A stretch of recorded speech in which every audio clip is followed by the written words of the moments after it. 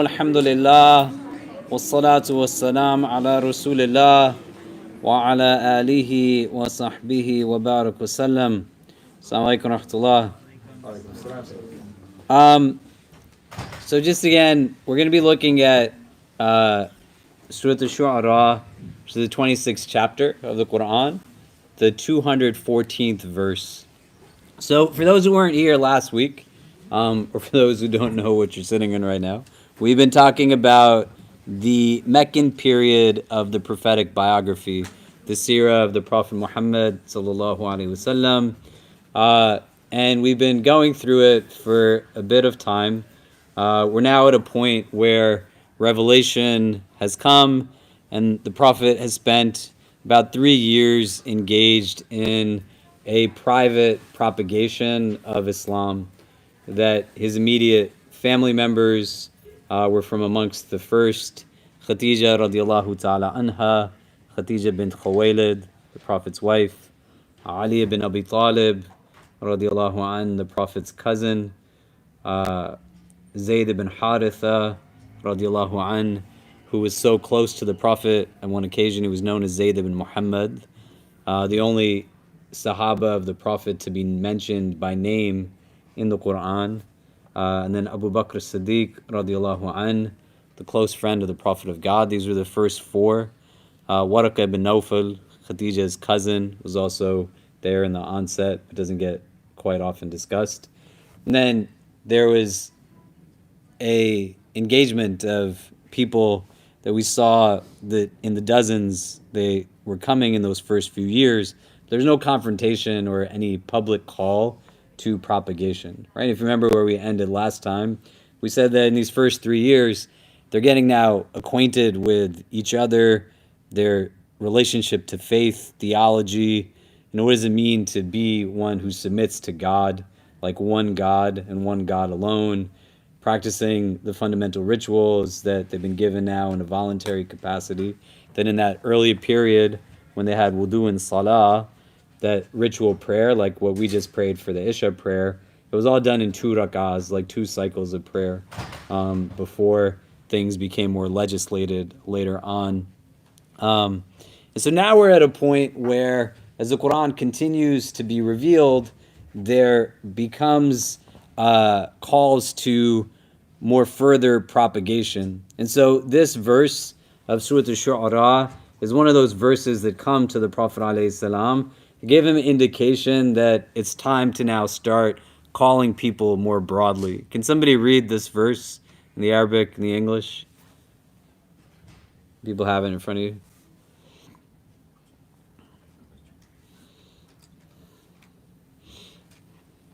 Or will somebody read it? Oh, can you read it? English or Arabic, it's fine.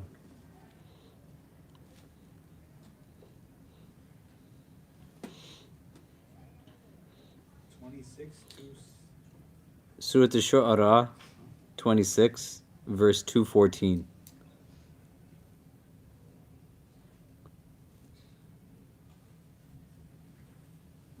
Yeah, go for it, man. وَأَنذِرْ عَشِيرَتَكَ وَالْأَقْرَبِينَ. Al-Aqrabin, yeah. Jazakallah khair. Somebody read the English translation? Yeah, go for it. And warn all, starting with your closest relative. Yeah, mashallah.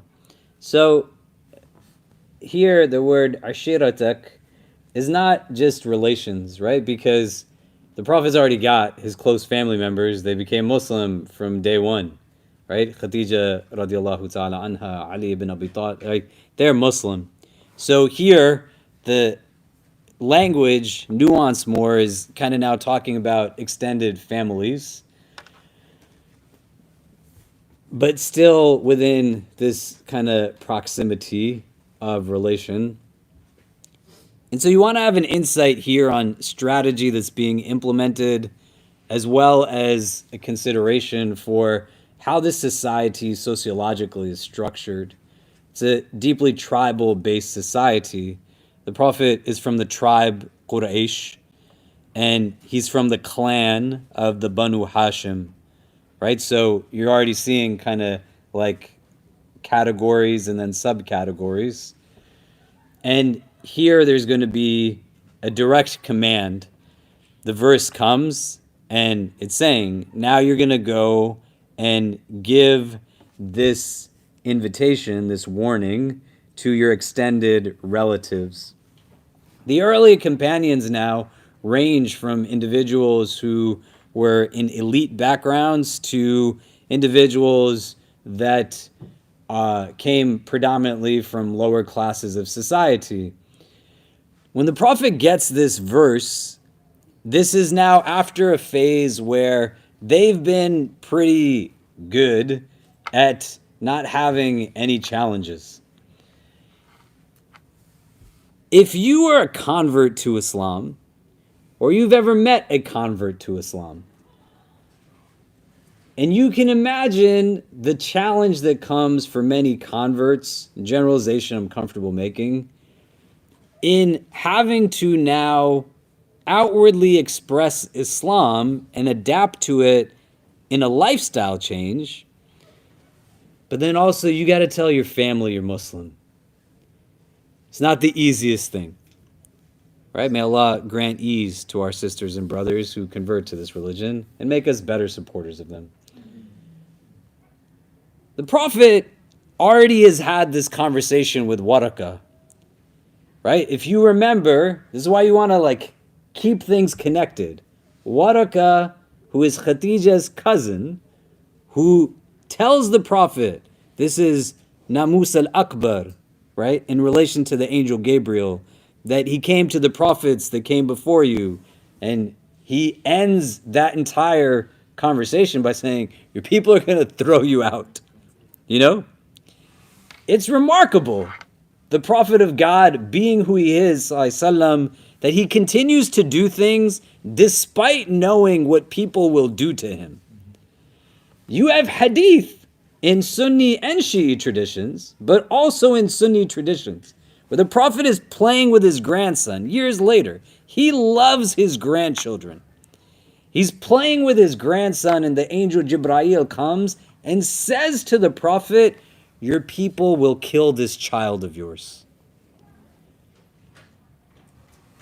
The Prophet says, they're going to kill him? And he gives details. And we know this is what happens, right? Muharram time, our Shia brothers and sisters, they commemorate the tragedies of Karbala. Imam Hussein, alayhi salam, he is in a place where he stands defiantly in true valor, in courage, in the face of tyranny. One man against an entire army. And they kill the Prophet's grandson. The Prophet knows that this is going to happen. He doesn't stop and say, I'm not going to be the Prophet anymore. He doesn't say, I'm not going to help these people. I'm not going to serve them. I'm not going to do for them. He's built a little bit differently, but he's still human. So think about what must be going through his mind. If you've ever had any type of anxiety around telling your family something, telling your parents something, I want to be a doctor, Mom and Dad. I want to be a dancer, you know? My father would look at me and just his stare would slap me across the face. Why can't I get married to this person? A celebratory conversation rooted just in inward angst. Because there's a constant sense of trepidation that comes. The Prophet ﷺ gets this verse, verses that are like this, and he initially hesitates. We have narrations in the prophetic tradition. We find in the prophetic biography that the angel Gabriel comes and says, you have to do what Allah has told you to do. If you don't do what Allah tells you to do, then He will punish you. Now, you want to be able to recognize that this is not a companion of the Prophet speaking to the Prophet. But simultaneously, he is instructing the Prophet on what it means to be a prophet and a recognition that you, like everyone, but especially you embody what it means to be an abd of Allah. And that sense of accountability comes now in different modes. His family is not the people who live at the outskirts of the deserts, the Bedouins. He is the grandson of Abdul Muttalib, the person who is the savior of Mecca, the founder of Zamzam. He's in a place now where he's been able to have it good for a little bit. 3 years, we're getting Quran, my best friend is here, my wife is here, my cousin is here, my adopted son is here, everything's going well. Now you have to invite people more broadly. And it comes with all different kinds of challenges. The people of Mecca know a little bit that something is happening, but nothing has disrupted their society up until this point. You want to be Muslim on the 4th floor of the building? Pray in the 4th floor of the building. We'll give you a nice view of the park. Do whatever it is you want to do.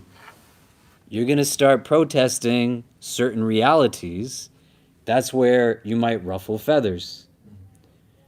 We're going to give you a meditation room in your office, but you expect us to send out statements that also recognize other lives? That's not something that we really want you to bring into the office space. The parallels are rooted in that same anxiety. How do I now go into the public sphere and interject ideals that contradict deeply the ways that this society functions? His family is from the elite. They're not the ones who are at the outskirts. They're the ones who, when the Fijar wars were happening, and they could have ended it before it even started, they were pushing for it to continue.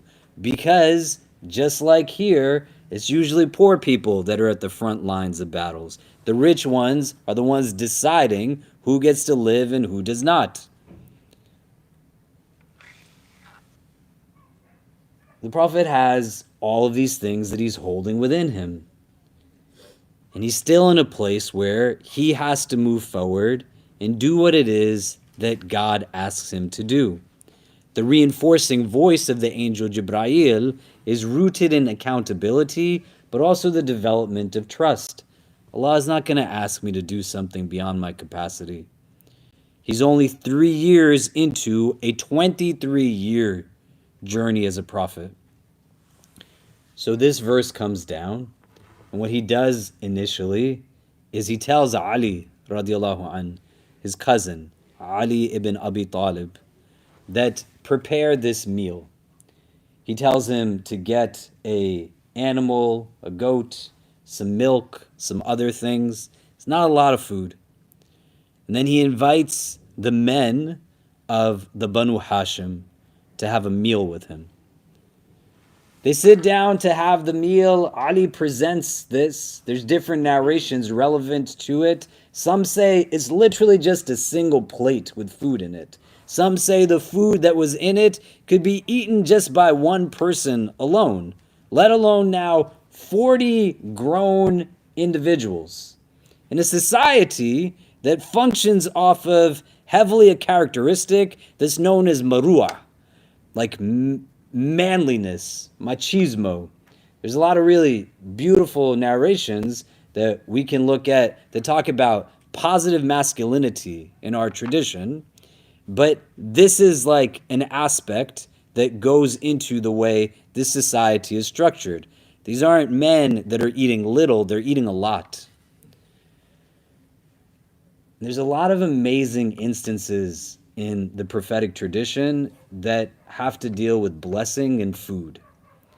And so the prophet, he takes a little bit of the meat, he engages with that morsel, he places it on the side, and he invites people to come and eat in the name of Allah. These narrations are narrated by a lot of different companions. But it's mentioned, Ali radiallahu anh, he's there, because he's of their family, right? He's the son of Abu Talib. Abu Talib is now like the main person of the tribe. But Ali's still a boy. And he says that every single person was putting their hands in the plate, and it seemed like none of the food was leaving. And then the bowl of milk was being passed around. It's a bowl of milk, right? It's not like a bucket of milk. It's a bowl of milk. You know what a bowl of milk is. You drink bowls of milk, right? If you have Cheerios, you have Fruit Loops, you have Frosted Flakes, right? You have a bowl of milk. And he said every person drank their fill. And then when it's done, the Prophet ﷺ is about to now tell people what it is that he wants to tell them. And his uncle, Abu Lahab, says to everybody, because he knows, like people know what's been going on behind the scenes, Abu Lahab gets up and he says, this man is committing some kind of magic sorcery around us. How did all of us just eat this little bit of food? And then he gets up to go, and everybody follows him. The Prophet says to Ali, do it again. And a second night, the same thing happens. There's some people who say it happens twice. Some people say it happens thrice. But those who say that happens twice, Abu Lahab does the same thing a second time. The Prophet gets the meal ready, and then he stands up. The third time, or the second time, if there's only 2 versus 3, the meal is readied again, and the Prophet preemptively speaks before Abu Lahab to tell now all of these people that he is the Prophet of God, and this is his message around Tawheed, Allah, everything that we know for it to be. I want you to think about 2 things here. One, from the character standpoint of the Prophet, how remarkably amazing it is that after it didn't go well the first time, at least a second time, if not a third time, he still fed all of these people. He wasn't in a place where he was like, I tried the food, it didn't work, I'm not going to feed them again. Or I'm mad, they didn't listen to me, I'm just going to gather them and pretend like there's food, and then there's no food. But 3 times over, he honors the rights of guests, the hospitality. There's a lot of hadith in our tradition that start with the phrase, Man kana yu'minu billahi wa bil yawm al-akhir, that whosoever habitually believes in Allah on the last day. When you have the word kana in Arabic preceding a verb, it doesn't denote like a one-time act, but it's denoting that this was something that happened with regularity. So whoever has this habitual belief in God in the last day, فَلْيُكْرِمْ ضَيْفٍ, then let him honor the guest, the hadith says. And you see this embedded in a lot of countries where there's a predominance of Muslims. But the other end of it, the guest is also not in a place where they have a sense of exceptionalism or entitlement, but there's gratitude that comes to it, right? These are Arab people. If you ever gone and hung out with an Arab guy before, or Arab person, like the amount of words that are exchanged just to say hello, let alone now the formalities that come up in terms of like payments for things and who's going to pay for dinner and who's going to pay this and who's going to pay that. You know what I mean? When I went to Morocco after the earthquake, may Allah grant them ease, I was there literally the very next day, right? I'd gone to a funeral and they called from this relief agency, can you come and fly out today? I called my wife, make dua for her, and I said, hey, do you think I should go? And she said, how can you not go? So I was on the very next plane to Morocco, and I got off of my flight and got some other clothes on because we're still in an earthquake zone, And we went to the epicenter of where the earthquake was in the Atlas Mountains. It's like very low income part of the society. People were saying to me, like, you've come all the way from America before even our government has come to check in on us. And we're literally like in places where buildings are still crumbling and things are falling and people are in a place where they have nothing, There's like the rubble of their homes and then there's these open plains. When I asked people, what would you like? They said, we don't need just shelter. We need shelter with dignity. Do you know? They're going to the bathroom, covering each other so that nobody can watch them go to the restroom. And still in the midst of all of that, nobody let me leave any place without them serving me some tea.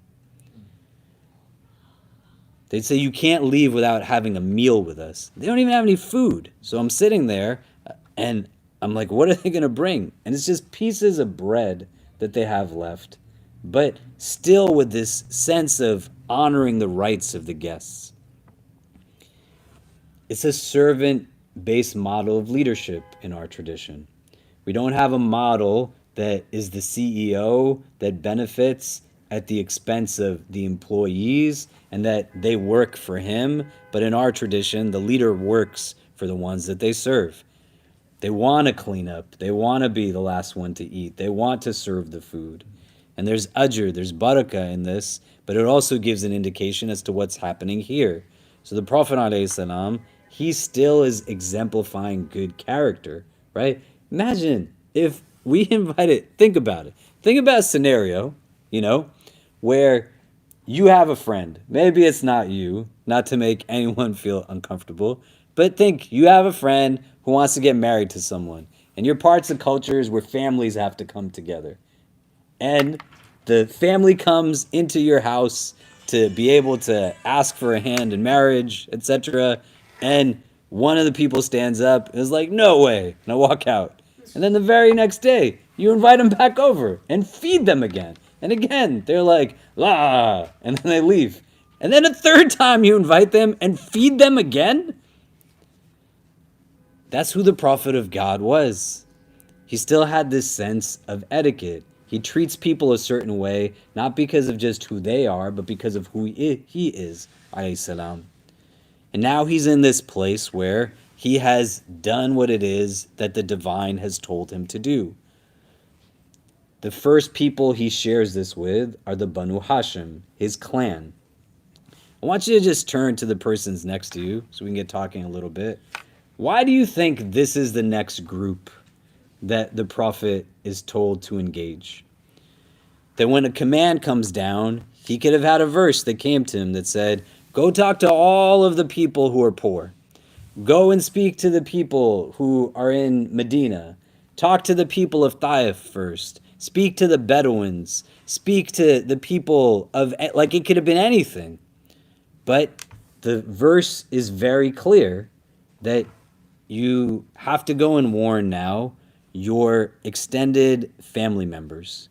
Why is this like the first group that the Prophet is being told to engage in this first phase now of public kind of dawah, right? So we talked about a phase that was private dawah, like a private calling to Islam. Here now is the next phase, the public calling to Islam. Why start with family? If you can just turn the persons next to you and talk it out a little bit, and then we'll come back and discuss and go forward. But go ahead.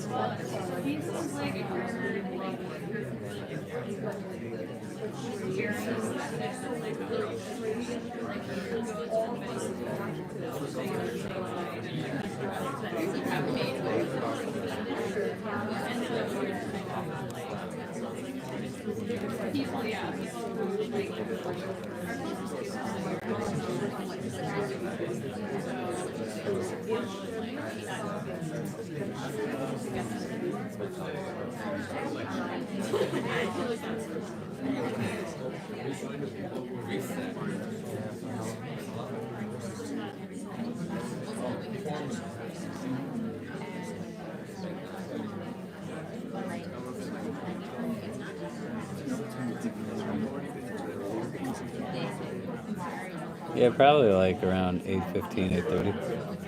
Yeah. Do you need me to do it quick sooner than that? No, I just want to get everything ready. Yeah.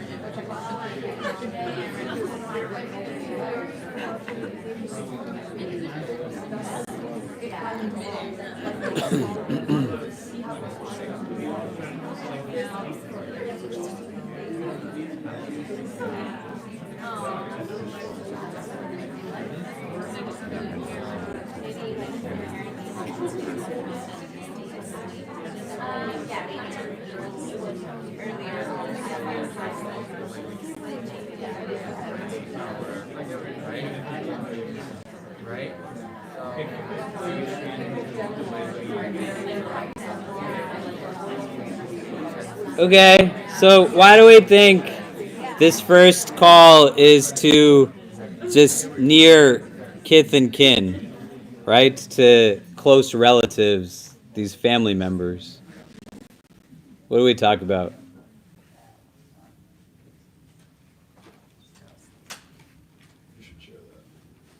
Go ahead. He just volunteered you. Yeah. So we talked about how it starts with the close ones, usually before going into the larger community. We also mentioned that there are different forms of dawah one can give to others. That there's the part of talking about Islam, but there's also a part of how we treat others and how we show up in our relationships. So. Great. Other thoughts?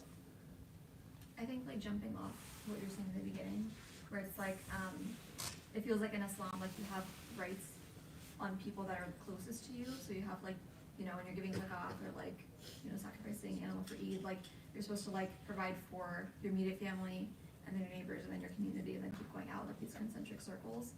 So I feel like it's like a similar idea of thinking of like, okay, you know, if you're gonna bring Islam to people, you need to bring it to your family first, and then you go outside and then go outside and go outside. And then our group also discussed this idea. I do want to go for that. No, no.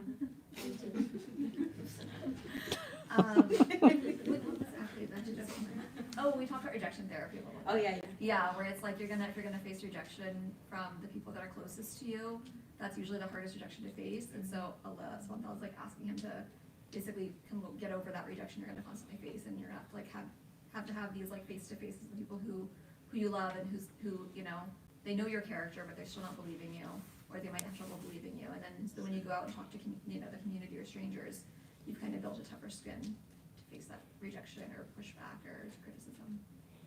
Great. Other thoughts? Yeah.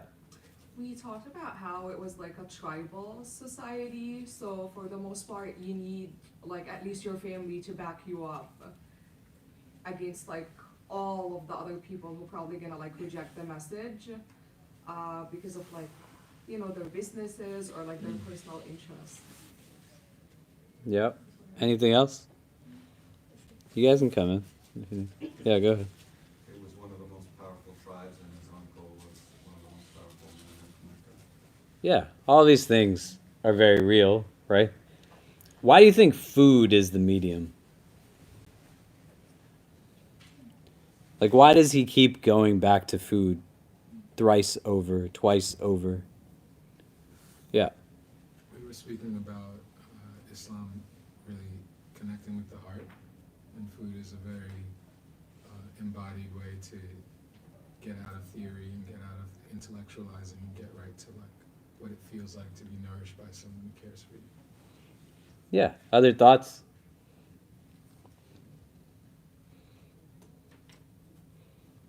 Yep. I think when you're well fed, you're open to most messages that come your way. Yeah. This guys gave me some food. Let me hear what he's got to say. You know? Positive reinforcement. Yeah. I talked about this the other day. I don't know. How many of you were at my house on Monday? Wait, was it Monday? Yeah. I have no idea what day of the week it is. Monday? Yeah. How many of you came on Monday night? We talked about this a little bit, right? What did we say about food? Does anybody remember? Nobody remembers. Yeah, go ahead. What did we say? Basically, essentially what the brother just said, that it is a way to connect with people because you, while you're eating, like you kind of are a little more stress-free in terms of conversation with others. Like it opens you up to be less worried or preoccupied with your thoughts. You kind of just let them flow out during conversation. Yeah, that was one of the things. Thank you. I appreciate you responding. Yeah, I had mentioned a hadith to people on Monday night because we had all eaten together in a potluck. It's probably like 100, some of us, maybe a little bit more than that, and people trickled in and out. The companions come to the Prophet ﷺ, and they say, "O Messenger of Allah, we eat but we're not filled." And the Prophet ﷺ then says to these people, "Perhaps you eat separately," meaning you're eating like away from each other. And when they affirm this, they say yes. The Prophet ﷺ says, "Eat your meals together and mention the name of Allah over it, for you will then have like barakah in it." And he does this in this instance. You want to think about this because the theology in that time understands the existence of a divine being that is Allah. But who he is now invoking as Allah is not who they necessarily understand God to be in their system of theology. He's not hesitant from the beginning. Even though there is this moment now where he gets the verse, and it's, what am I supposed to do? And the angel comes and says, you got to do it. God told you to do it. Which is a really great way to connect to the Prophet. Understanding that sometimes when we have this struggle and difficulty, that he still fundamentally not only stands in front of them, but before anybody even takes a bite, he says, eat in the name of Allah. There's like no mincing words sometimes. Do you know what I mean? Right? Like my kids, they're great, you know, mashallah, and they're 8 and 11, and interesting sometimes the way they communicate. But if you ever sat down and had to talk to somebody about Islam when they don't know Islam and you're trying to explain certain things. And so my son doesn't really hesitate in just talking in the middle of the conversation, as my daughter sometimes. She's a little bit more poised than my son is, mashallah. But I'll be explaining to people things like, we have our Friday prayer, etc. And my son will say, what's that? Right? And I'll say, Jummah. And he's like, why don't you just say Jummah then? Do you know? And it's not rooted in a sense of where's the language disconnect, but are you compensating not out of a sense of connection, but out of a sense of feeling inferior? Like, am I using language that's not my own, not because I don't think they'll understand, but because I don't want to come across as too Muslim? You see what I mean? And from the minute he starts, alayhi salam, he says, we're eating in the name of Allah. And these are people who they have to figure out what's taking place on a metaphysical level. All of them eat, and none of them are in a place where it is beyond their, they eat to their full, right? It's remarkable. But he's got to recognize that he's not in a place where he's just representing himself.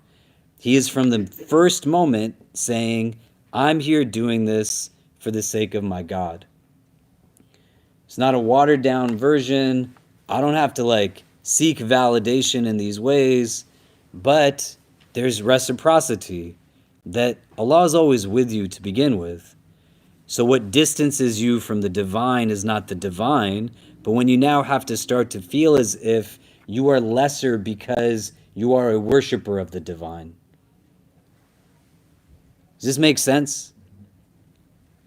Does it mean when you walk into your company cafeteria tomorrow, you tell everyone to be silent and you say, we're going to start in the name of Allah? No, you don't have to do that.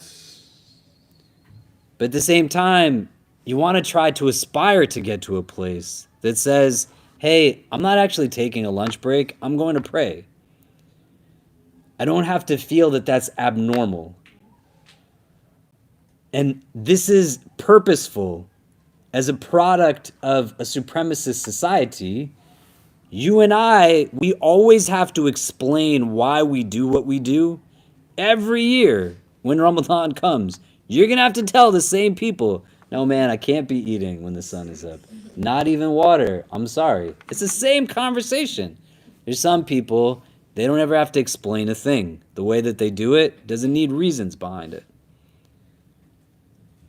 Just like some of us, we're always from someplace else, no matter how long we've been where we are. And there's some people, regardless of whether they're in Europe or Canada or the United States or Australia or New Zealand, they're exactly where they're supposed to be. Right from the beginning, the Prophet, who was raised amongst these people as being from the elite of the elite, grandson of Abdul Muttalib, known as the trustworthy one, saw the realities of systemic and structural inequity in the society in front of him. He stands as strong and as proud as a Muslim could, that something as simple as even eating food, he doesn't take a step back, but he says, we're commencing in the name of Allah. Do you see what I mean? He also does it because others don't necessarily have to, because he's doing it as the leader. And you want to think about this now in relation to the next verse in that chapter. So people still have it open. We looked at Surah Al-Shu'ara, verse 214. If you read 215 now, if anybody has it in front of them, should probably told people not to turn it off, I'm sorry, or to keep it on. Chapter 26, Surah Al-Shu'ara. So verse 214 we looked at, right? That you warn your nearest family members. What does the next one say? Yeah. And be gracious to the believers who follow you. Yeah, right? You're translating like the verse as you depict it and illustrate it through different translations.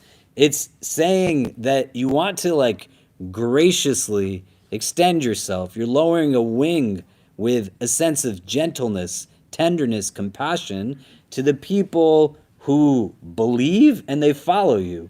What's the connection between these two verses? You're going to start telling people about this thing, they're going to start coming after you. Your proclamation of doing this in the name of Allah is going to have implications now for the people who are your followers. These are not people who are from the elite. They are not the people who are sitting at this table. And consequently, he's got to be able to deal with them with a sense of compassion and mercy, because it's going to get tough. It's not going to be something that is just, they don't like us and we don't like them, but we're going to be where we are and have this kind of weird, awkward moment when we pass each other on the street. No, these are people who are gunning to ruin these people's lives. So you warn your extended family and then have a sense of tenderness to the people who believe in what you're saying and they follow you, because it's about to get really tough. The Prophet ﷺ, when he speaks to these people now at this moment, he says to them, addressing them in relation to Abdul Muttalib, that, O children of Abdul Muttalib, that I swear to God, I don't know any man from the Arabs who has brought to his people something that is more beneficial than what I bring to you. I've come to you with something to benefit you in this world and the hereafter. Allah has commanded me to call you to it. So who amongst you will help and aid me and be my brother in this cause? Everybody is in this place where they're not talking. Nobody knows fundamentally what to say. A part of it is this guy just fed us 3 days in a row. Like, are we going to be in a place where we kind of disrupt things in this moment? Ali radiallahu an, the cousin of the Prophet, who we said was 30 years, give or take, younger than the Prophet of God. So that means the Prophet got revelation at what year? How old was the Prophet when he got his first revelation? 40. So how old is Ali at that time? 10, right? Yes. 10. 40 minus 30 is 10. Yeah? Give or take. So now 2 to 3 years had passed, right? In this first phase of private propagation. Now it's public propagation. How old is Ali now? He's 13, maybe 12, around that age. He's not like a 40-year-old man. He's a young guy. And so in the silence, Ali radiallahu an, he says to the Prophet of God that I will be your brother in this cause. All of these elders are there, and Ali radiallahu an, he is like the youngest of the people. And he says, I will. I'm with you. The Prophet ﷺ is in a place where he loves Ali radiallahu an. And this is indicative of so much that they have, but going forward, you're going to see again and again in the hadith, the recognition of just how close these two are. The Prophet loves Fatima bint Muhammad, his daughter. She is one of the best women created according to hadith. And how could she not be? Her mother is Khadija bint Khuwaylid, also one of the best women created, and the messenger of God, the best person ever created. Ali radiallahu an, years later, comes and he has this anxiety about him, and the Prophet, he knows what's going on. So he says, what's happening? And Ali radiallahu an doesn't say anything. And he says, perhaps you came to ask me about Fatima. And he knows that they have this want to be together, right? So what a good dad does. Do you know what I mean? He marries Fatima to Ali when they go to Medina and they're buddying people up, brother with brother. Ali doesn't have anybody to be buddied up with the Medinese, the Ansar. And the Prophet says to him when he says, "Who's my brother, O Messenger of God?" The Prophet says, "Ya Ali, anta akhi fi dunya wal akhirah," that you are my brother in this world and in the next. These guys were with each other at these tough moments. And so the Prophet, he is grateful for Ali and he indicates this. And then Abu Lahab speaks up again. But this time, he speaks to Abu Talib, who is the father of Ali. And Abu Talib is also now kind of the head person of this whole group. And he says to him, do you hear what he wants you to do? He wants you to be a follower of your son. He's saying, look at what your son is doing. Be like your child. He's saying, it's amazing what your 12, 13-year-old boy is doing. You, as the chieftain, should be in a place where you now follow his lead. You ever had family members do this to you? When you're in a place where you try to talk about something and suddenly it just ends up being about something totally different? The context of the conversation suddenly gets manipulated. I want to marry this person. I came to this country and put you in college and did this and that. What does that have to do with anything of what I'm talking about? The two things have no fundamental correlation whatsoever. Do you know?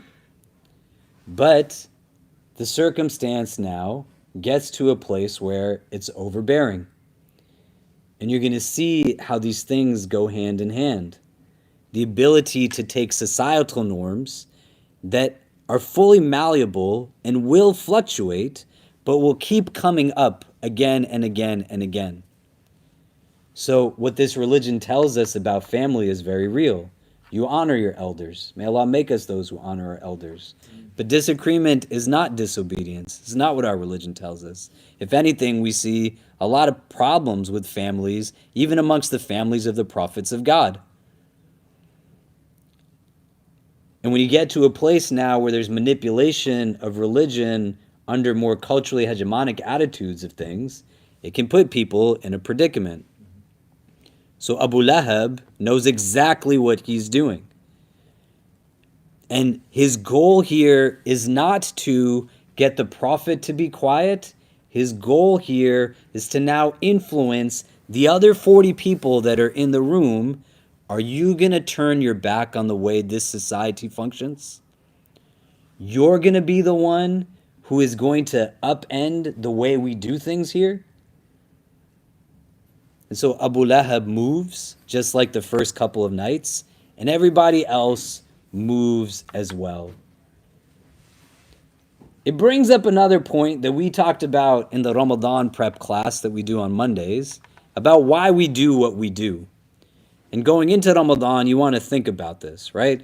And you want to really understand why this Ramadan is important. Fasting is attached to taqwa, consciousness of the divine, right? The Quran is attached to taqwa, consciousness of the divine. We need people who have more taqwa. You have to have an aspiration in this Ramadan to be someone who wants to increase in your taqwa. May Allah make us from the muttaqeen.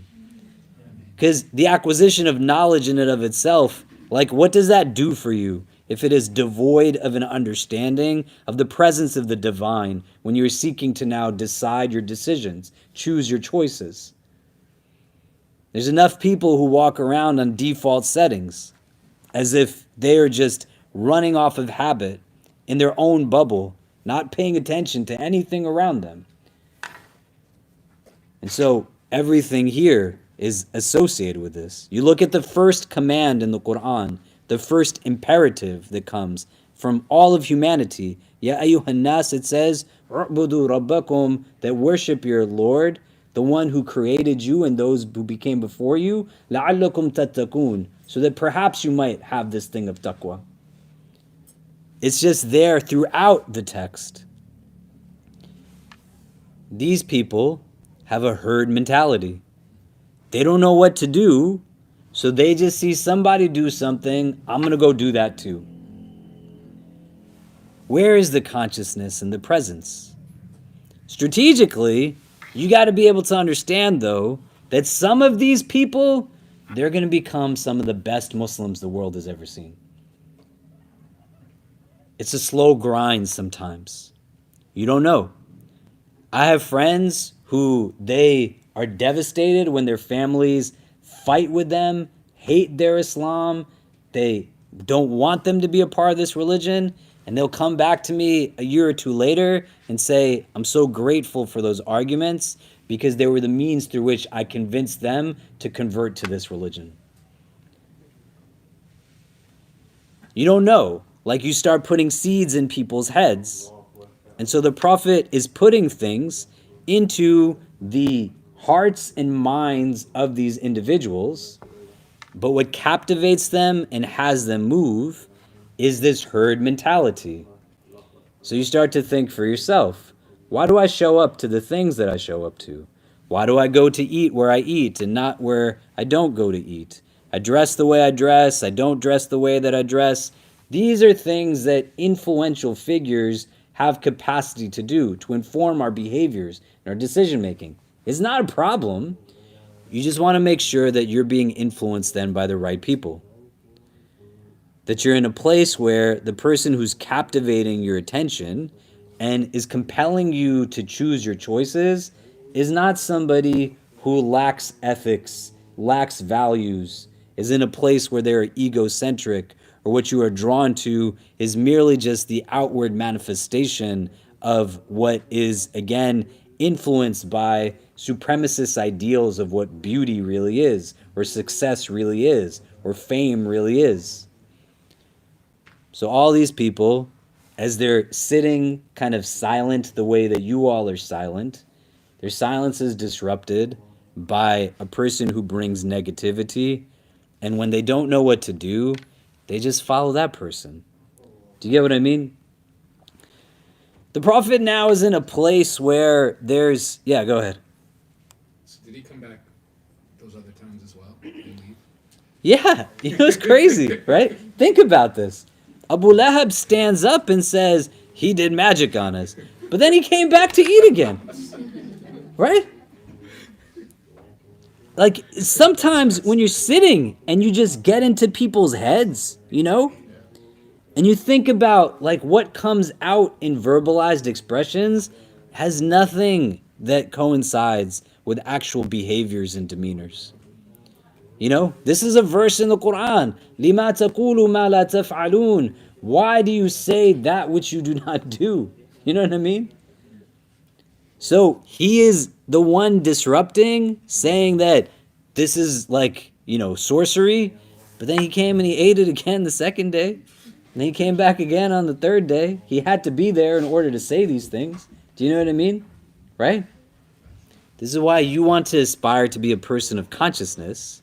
Because when you get to a place where the persons you are engaged in difficult, tense conversations, have their agitation, if you two are agitated, then two agitated individuals are just going to create more agitation. But if you can get to a place where you understand, I only control me. I don't control you.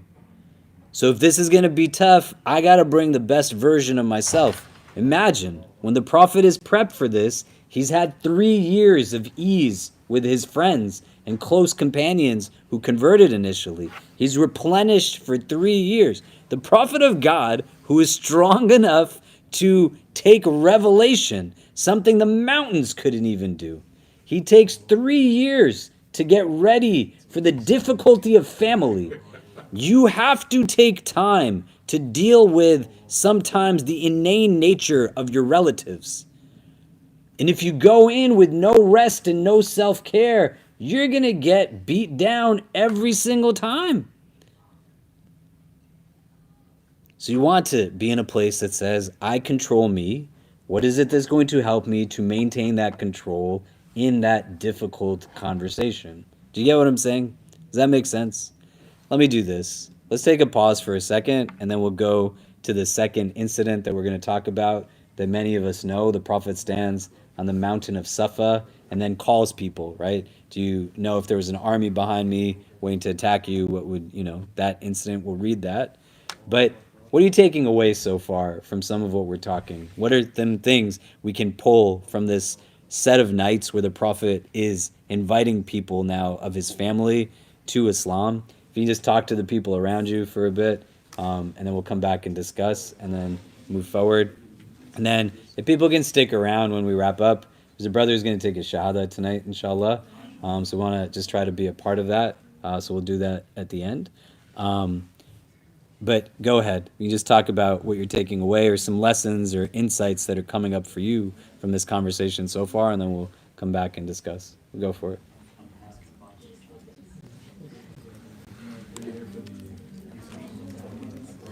I have a question. You were saying that the religion calls us to honor our elders. This is on the live stream, by the way. Do you want that to do? This is being live streamed. It's okay. Thank you. Thank you. What is the boundary, I guess, or what is the limitation of feeling like you're going against what Allah has told us to do? Like, where's the boundary there? Like, what if, like, let's just say, like, your elders are just not a fan of the way that you're choosing to... You definitely don't listen to someone if they're telling you to do something haram or to leave behind a fard.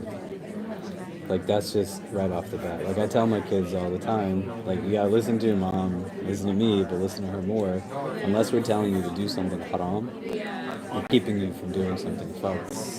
And then, like, that's just like a given that you don't follow, because now you're following other than Allah, right? That's a problem, And then thereafter, you look at, like, situations of abuse, like things that are deeply problematic in that way. But you find again and again in, like, the hadith, the Prophet ﷺ, for example, he says people are called abrar, the dutiful ones, because they understand there's a duty from the child to the parent as well as from the parent to the child. There's kind of a reciprocated right that's there, you know what I mean? Contextually, what a lot of families deal with are just, like, generational trauma that gets passed on, like challenges to things that have been unhealed within them that they're now just passing on, because through dissonance they have to reconcile that for themselves, and it just creates this continuity. So some of us just have to say, like, I'm not going to pass this on anymore, and pick and choose my battles that go into it, but some of it's going to have to be, like, just firmly saying, like, hey, these are where some of these boundaries lie, And then what I would say is, like, for more specific kind of context, you should probably have, like, a longer conversation, because the challenge that comes up also is that you get people who make, like, very broad, generic statements that you can listen to, but then you're like, what do I do with this fundamentally, right? And so narrowing it down on a specific level can be helpful as you're making decisions and choices, you know what I mean? So if that's something you want to do, let me know, we can do that. Yeah, we can. Yeah. Okay, let me know sometimes you're free and we can do that, inshallah.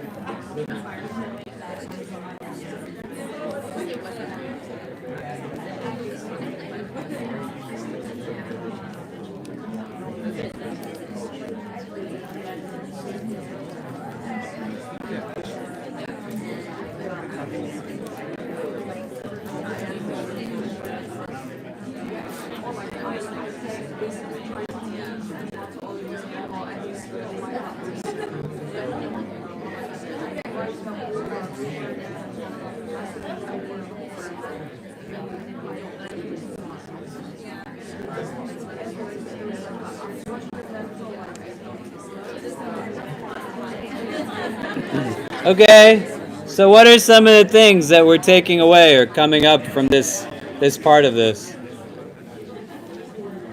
What are we talking about? What like stands out? What kind of insights can you extrapolate?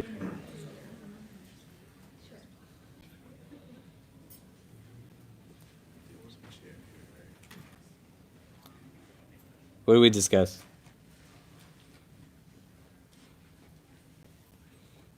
Imam Khalid.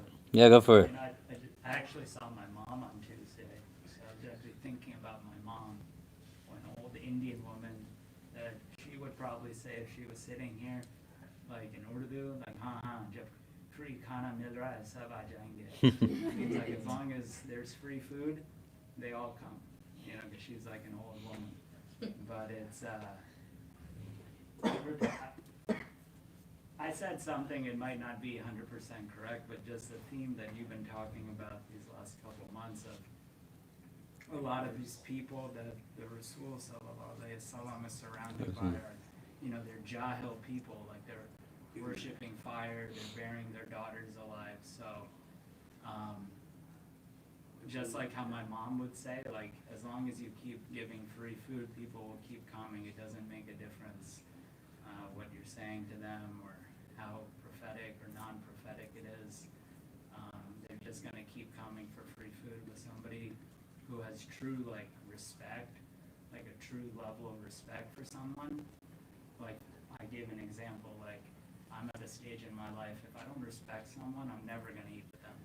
I don't care if the food is free or at a 5-star Michelin restaurant in the city. I'm not going to go. But these people are not there yet to realize that. They're just kind of looking at it like I'm going to take something, and then inshallah, ignorance is bliss. Inshallah, like they will see something out of it, but it's just something that I was kind of the way I was interpreting it. Like we was also discussing, it was pretty ignorant also. So if you even today, if you could get if an ignorant person could, if you could get an ignorant person to see your point of view, others will follow also. Because now, for some reason, human nature, it just attracts more people. You could be for a random weird example, you could be single. I like this one. You could be single and try to get a wife or a girlfriend, they'll bypass you. As soon as you get a girlfriend or wife, all of a sudden, they all reaching out to you. You're looking good. They following you, they like you, You're looking you're looking good all of a sudden. So, when ignorant Okay. pulls the rest We learned a lot about Garrett tonight. following and following. Yeah, tough life, brother. MashaAllah. Allah make it easy. What else? What else did we talk about? Yeah. We reflected on a moment that we had in one of our first Latino Muslims meeting, that there was a brother there that actually experienced that, but he was the person being disrupted. So there was a masjid next to his house, and I think it had recently opened, and he just was very Islamophobic, and he would just continuously go just to disrupt their halakas and disrupt their salah and everything. But they kept welcoming him back each time, and they would still give their salams each time that he walked in.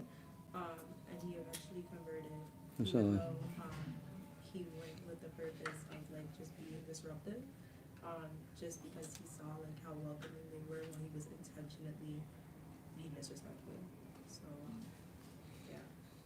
Yeah, and the hadith doesn't say the Prophet yelled at Abu Lahab. Do you know? It doesn't say he got upset with him after. Because even when Abu Lahab shows up, that means the Prophet's still inviting him back. Do you know what I mean? Other thoughts, things that come up for people? Yeah. Just really quick, the persistence, obviously, or the fact that he did it multiple times, also ties into the persistence. I was having a conversation with someone earlier just about calling our representatives about everything that's happening in Gaza, and they were frustrated that things aren't changing fast enough, and it's just about having the persistence to do things over and over again, do your part, do what you can, and then whatever results happen. Yeah, I think we talked about this at Jummah a couple of weeks ago, maybe I don't remember, everything blends together in my head at this point. But in Arabic, istimrar, like consistency. Do you know? That you do things with regularity, with anticipation that sometimes it's going to take a bunch of times. You have to pray a lot in order to feel like the sweetness of prayer. You're going to have to continue to engage the Quran. There's people who, for early generations of Islam that would say they prayed tahajjud for 40 years before they felt like the sweetness of tahajjud. Do you know what I mean? Right? And so it's not meant to be daunting, but to understand like persistence and where you got to just kind of keep at things, and self-care becomes important in the midst of all this. So you have the energy, you have the strength, you're working at a capacity that makes sense. Any other thoughts? And then we'll move on. Yeah, go ahead. Just being unapologetic about your values and vision. For example, the Prophet saying to each and every one. Yeah. Yeah, and something as simple as that, right? And we can take so much as we're reading these things to then think out what's the tenor it's going to set for the next like remaining 20 years of this. Do you know that we're in this place where this is like how you kind of propagate? Do you know what I mean? Not in a way where you gotta like do it kind of without strategy, but at the same time, strategy doesn't mean that you have to acquiesce to being second or third class in anything. You know what I'm saying? So now the Prophet ﷺ moves forward and he calls people more publicly. And there's a lot of different hadith on this incident. And some have like very consistent words to them. The overall like depiction of it is like the same. And some will have mention of different things, not in terms of a different interaction, but, like more specific kind of context to it. But essentially, the Prophet stands at the top of the mountain of Safa, right? We go back to the beginning of the Seerah. Hajar, peace be upon her, the mother of Ismail, peace be upon him, she runs between these hills, Safa and Marwa, to find water for her infant baby after the Prophet Ibrahim, peace be upon him, leaves them in the deserts, right? People remember this. It's like the very beginning what we talked about.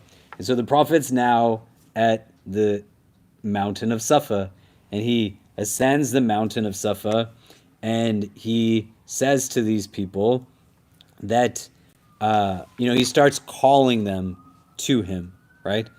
And as they come, it's said that if they themselves couldn't come, like the individuals or like the heads of the clans, they'd send someone as a delegate to say what's going on at this time. And the Prophet ﷺ, he says to them that if I were to tell you there was an enemy ready to attack you, would you believe me? Like referencing this mountain that he's in, other narrations, the army's behind the mountain coming to attack you, ready to attack you. And they know him to only be someone who is honest. So they say, yes, we never experience except truthfulness from you. Which again is remarkable. Do you know what I mean? Right? A entire mob of people. And nobody can say, hold on a second, that guy one time like said this thing or gossiped or lied or this or that. And you have to think like how amazing it is that his record is so meticulously clean. Do you know what I mean? Like nobody can say anything about his character. MashaAllah, right? May Allah give us a character like the prophets. And if you don't see how character is like the key part to this religion, is you're praying a lot, but you're still a jerk. Like you're probably not praying so well, If you're in a place where you're fasting outside of Ramadan, like multiple days in a month, but you are still abusive and oppressive inside your home, you are an animal, and outside of your home, you pretend to be an angel. This is like a problem, right? Recognizing it from the standpoint of it should bring you to a sense of inward transformation, then just yields to what is good conduct and good character, right? May Allah give us a character that is beautiful. And so they say this, like, we only know truthfulness from you. And he said, then, no, I am a warner to you of a very, severe matter. I'm here to warn you of a severe punishment coming your way. And he tells him that he himself now is not the one that determines their end point. But if they follow what he says, they'll have good in this world and in the next. And if they don't, then that's between them and Allah to decide. And then he's calling people to him, right? Different narrations of this hadith. He's calling people by name. He's calling his daughter. He's calling other women. He's calling the people in front of him, come to this thing. And again, Abu Lahab is the one that disrupts it.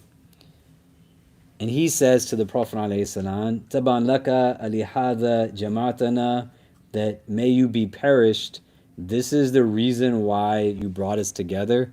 Right? And perished is not a word that we use quite often. He's cursing at the Prophet. Right? When you curse somebody, you're not I hope you perish. Right? So the language kind of gets thrown off. Do you know what I mean? But this is a legit curse against the Prophet. This is why you brought us together. And fundamentally, yes. So what happens again? Abu Lahab, the influencer of these people, makes this statement, and people are then in a place where they again move forward. The language that's used in some of these narrations is really remarkable, because as the Prophet is saying this to them, he is telling them that I'm not doing this for anything materialistic. You want to ask me for my financial support? I'll give you money. You don't have to give me anything. It's just purely rooted in the pursuit that his intentionality is affirming. It's very different than what they're used to, because he's evoking now not just one divine being alone, but he is creating a structure that says, I'm the one that's going to explain to you now how you should live your life. And he's interjecting a new theological point of view that attaches itself to a value that our religion is built upon, that a lot of other religions don't really have so much, which is accountability attached to the idea that there's a hereafter. Because the people of Mecca, they don't believe in a hereafter. It's a lot easier to mistreat people based off of their lineage, not pay people for their services, treat women terribly, treat individuals as if they're non-existent when you don't believe there's nothing after this. It's not even different than the people that you see around you. How can you fundamentally believe that you will stand in front of God one day and mistreat people? When you sit down to reflect and understand that there are people who existed during the time of the Prophet who were garbage human beings, driven off of ego, could care less how the underserved and underprivileged were treated. They were garbage people then, and there are garbage people now. Abu Lahab is upset. He just wants to make his money. He doesn't want there to be change. He doesn't want people to start treating people well. He doesn't want there to be people who are in a place where the poor and the rich are sharing spaces together and we all pray together and stand next to each other and you greet. For you to say salam to someone, you know why I tell you a lot to say salam to each other? Because it's arrogant to not acknowledge someone's presence when they're in front of you. Why do you walk by security guards and not say hello? Why do you not thank the bus drivers on your bus? Do you believe that somehow there's something problematic in acknowledging their presence? And I say it from love.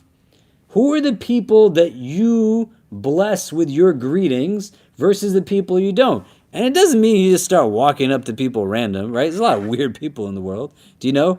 But understanding and recognizing, you can literally go to Jummah here.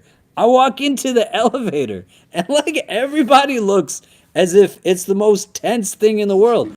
Come on, man. Like either you hate what it is that I'm about to say to you and you're like, I can't believe I gotta listen to this guy again, right? Or you're in a place where the discomfort comes from what exactly? Sometimes it's hard for us to acknowledge others because nobody acknowledges us. You know what's crazy when you go to Medina and people are lined up in front of the grave of the Prophet across theological interpretations. Everybody says, you give salams to the messenger of God, he returns your salams back. What a beautiful man. So you try to think and understand in this society, the Prophet is telling people, like, spread salam to make love be something that flows amongst you, right? You will not enter paradise until you believe, and you will not believe until you love one another. Shall I instruct you towards something that will increase the love? Spread salam amongst yourselves, right? Greetings of peace. You think Abu Lahab wants to greet somebody who's poor? You think he's trying to hear that God wants him to greet people who come from lower social classes? Is it any different? And you think about the number of Muslims who are going to jump up and down because they got an invite to an iftar by an elected who has been silent on everything.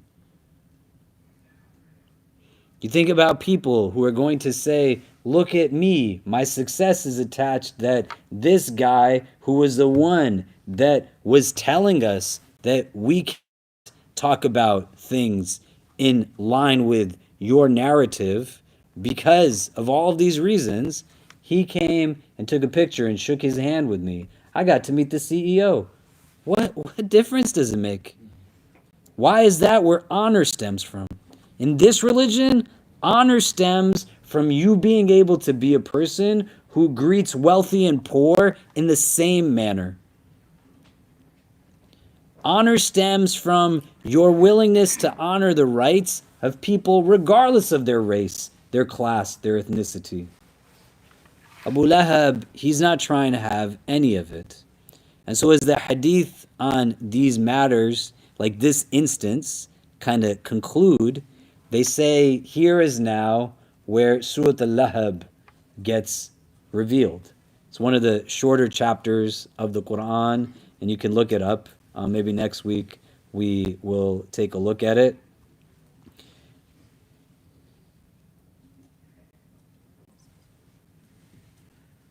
One of the last things I want you to think about before I ask you to kind of discuss with each other, if you paint a picture now in your head, how many of you have been to Mecca before?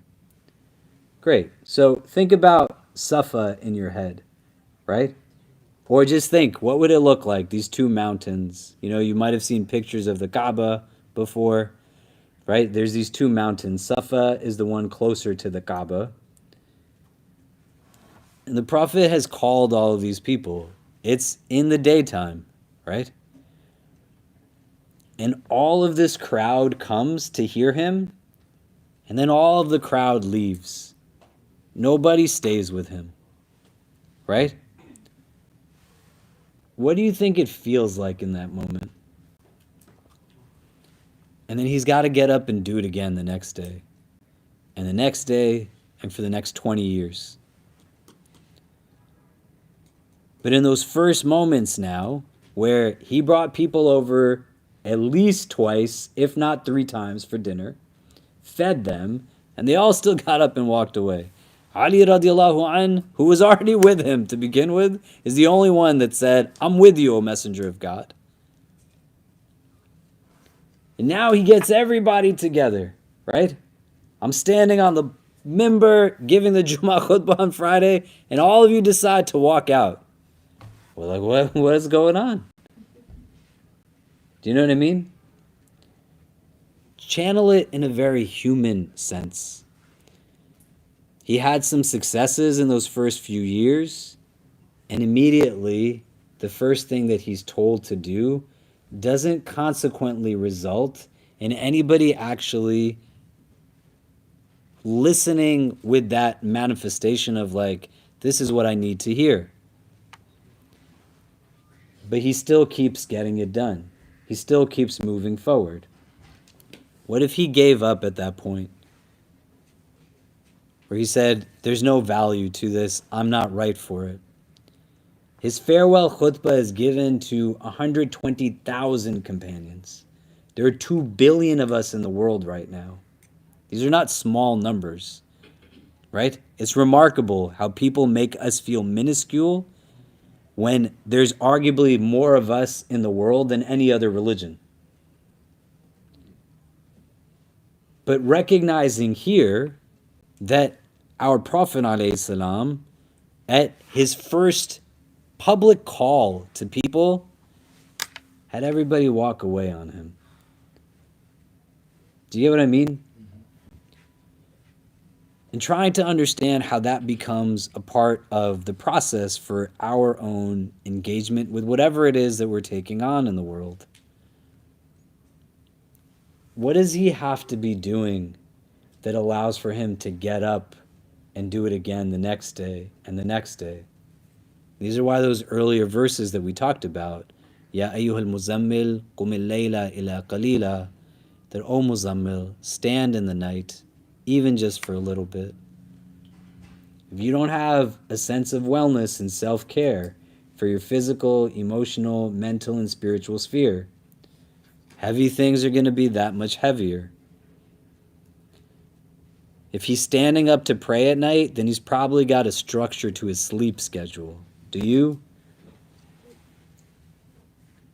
Are you in a place where you can recognize that if he has this consciousness around food, then he's probably recognizing like where his wellness is attached at levels of consumption also? He's got his friends. He went to Khadija radiallahu ta'ala anha when the first revelation came and he was scared. The second time, he was also scared. Now he's got Ali, Zayd ibn Haritha, Abu Bakr as-Siddiq, and so many more. He's not letting himself be alone in it, but he didn't, quote unquote, have success in that moment. And you know who is bothering him the most? A member of his family. His uncle is causing the most problems for him at this time. So it's not even like, man, all these people are strangers and fine, who cares? I'm going to see this guy at like my cousin's wedding. We hang out together in ways that only family spends time with each other. These are all like real interactions. They're not moments that exist in vacuums apart from one another. So following the prophetic example is also an understanding not just to be resilient, but what contributes to the resilience. What is it that he is doing in the moments prior to and after the fact that are going to enable him to be able to come and stand again and call again and engage again? And so here now are the first few moments of that public calling. There's going to be a lot that comes after, but the Prophet ﷺ still doesn't stop for 23 years. So what I'd like for you to do, just as we're wrapping up, and again, the brother's going to take his shahada, if for a few minutes you can turn the persons next to you, what are some of the things you're taking away from this conversation? And we'll come and discuss, and then we'll close off with our brother taking his shahada, inshallah. But go ahead.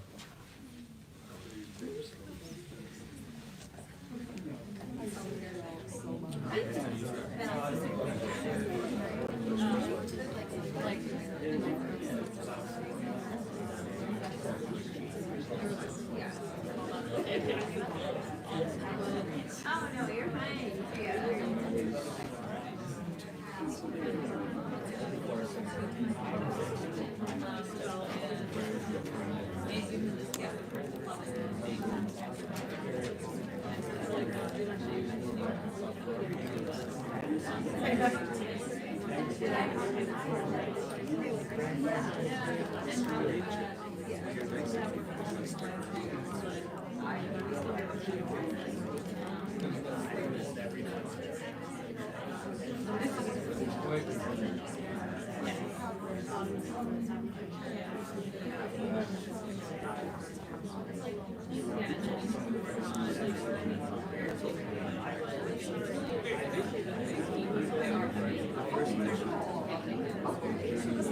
When I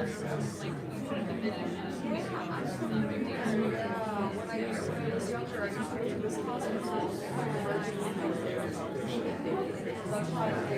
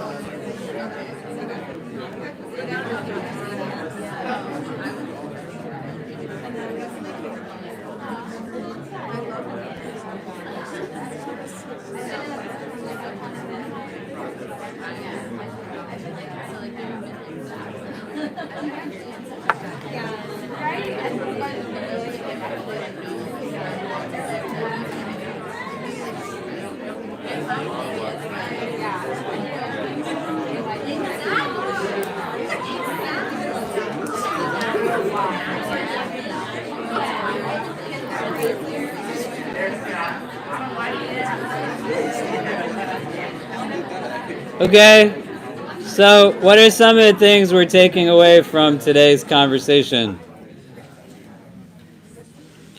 What do we talk about?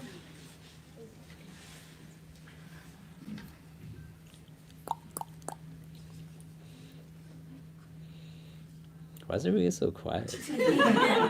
Is it not easy to speak in front of people? Is that the thing? Yeah?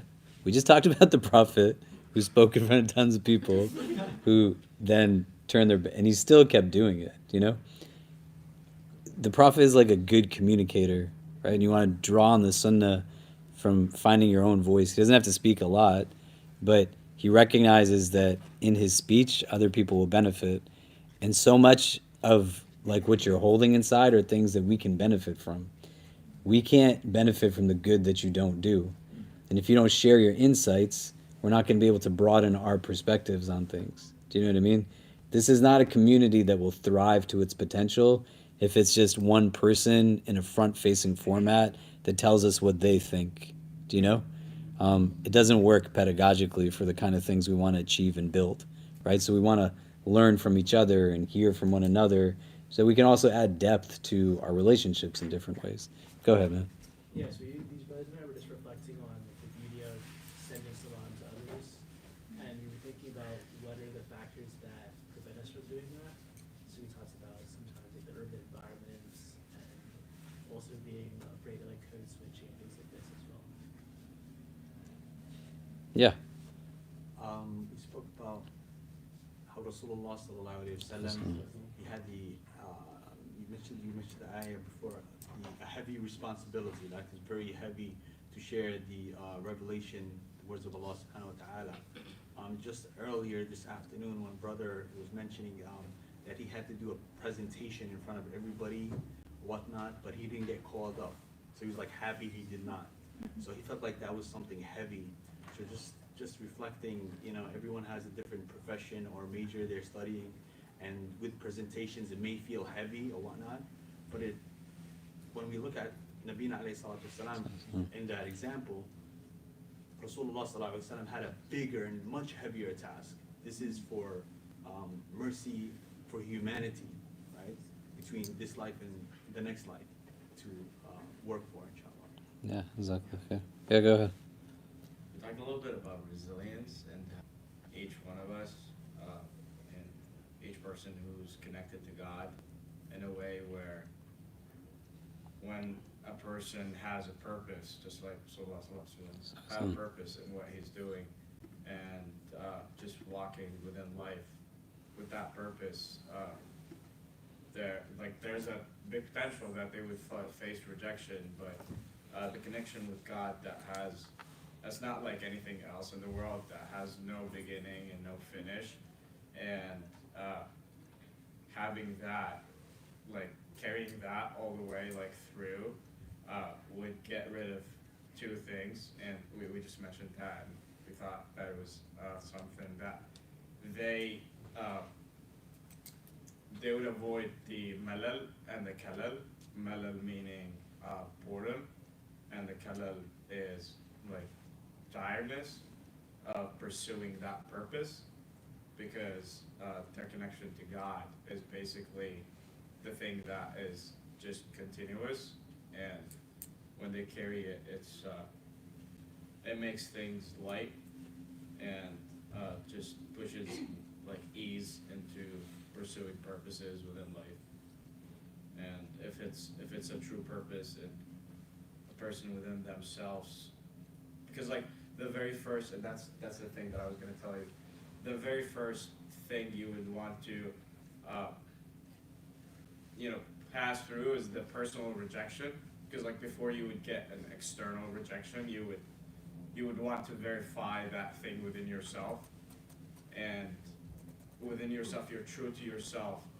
There's a rejection that gets diminished. Like, you accept, like, what's the opposite of rejection? Like, you accepted a fact the fact of you want to pursue that purpose. And when you decide between you and yourself that this is the true thing that you are meant to do, and you have the belief in God, I don't think you're stoppable by a rejection. Yeah. Alhamdulillah. Anyone else? Yeah, go ahead.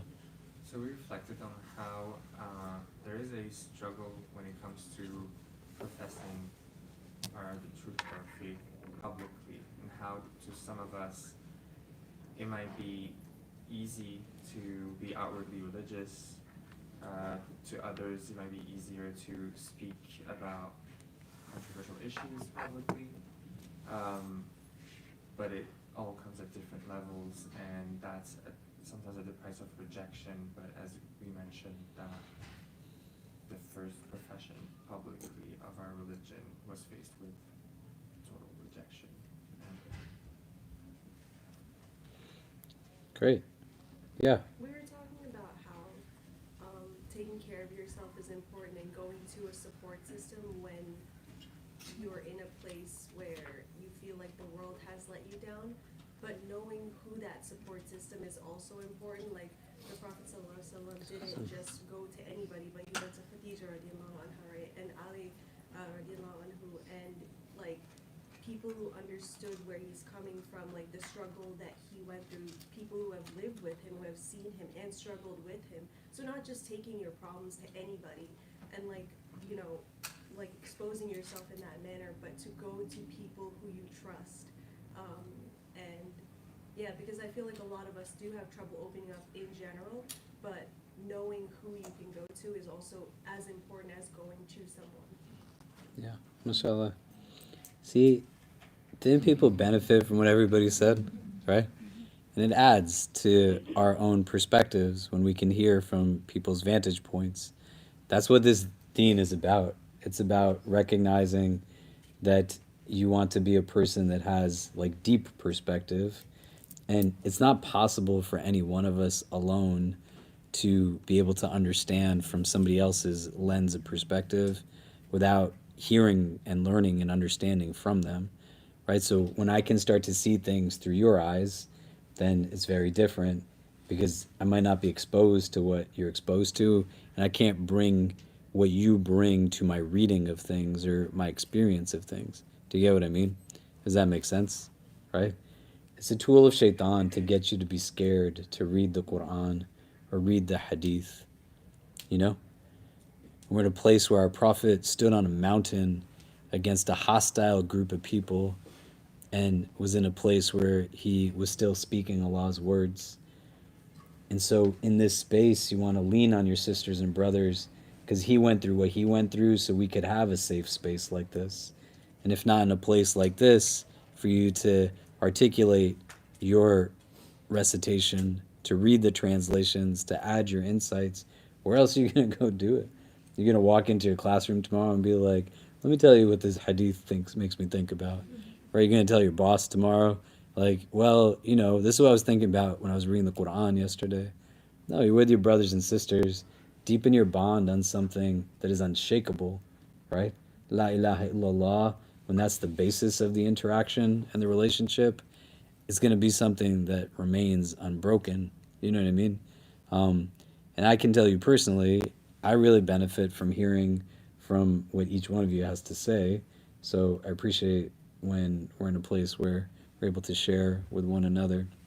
So just a couple of things. For the rest of the week, we have on Sunday our annual Black Muslim Symposium. Saturday in the evening, there's going to be an IC Professionals meet and greet. And then the rest of the week is just our regular halakas. On Thursday tomorrow, Faith NYC is going to be doing their monthly halakha with Imam Zakir Ahmed here in this room. So definitely check that out. The next Wednesday will be the last Wednesday we meet at this time before Ramadan, because the following Wednesday I'm going to be traveling to Turkey. So one of the campaigns we're going to raise funds for this Ramadan many of the people of Gaza, may Allah grant them ease, who evacuated and need medical attention, right? So as they're crossing the border, they're not given permanent residency in Egypt. If anything, they're given a few days that they can be there until they get fined for not then moving in transit to another place. So places like South Africa and Malaysia, they offer entry points for Palestinians without a visa, and so many people are moving there. You just think about how this functions. You flee, you're in a place of trauma, you don't have anything, and then you got to get money to like now fly to another part of the world. Do you know what I mean? So many of those who need medical attention, they're being sent to Turkey. So I'm going to go to Turkey on March 4th, inshallah, and I'm going to visit a lot of young children who are in need of prosthetics, they're amputees, they need other like surgeries, and just support for the remainder of their time there till they go home, and inshallah, Allah blesses them to go back to their homeland. And so we're going to raise funds for these people who are from Gaza, evacuated. There's about 350 families, a lot of children. That's one of the things. So that Wednesday, which I think is March 6th, it's 2 Wednesdays from now, we won't be here. So next Wednesday we'll meet, and then Ramadan we'll have a halaqah every day before iftar. I don't know if I'll be doing the Wednesday ones or Dr. Marwa will be doing them, or we both will be doing them, but that's something we'll figure out. But we want to continue with the Seerah gatherings in some capacity in Ramadan, as well as post-Ramadan, we'll pick it up.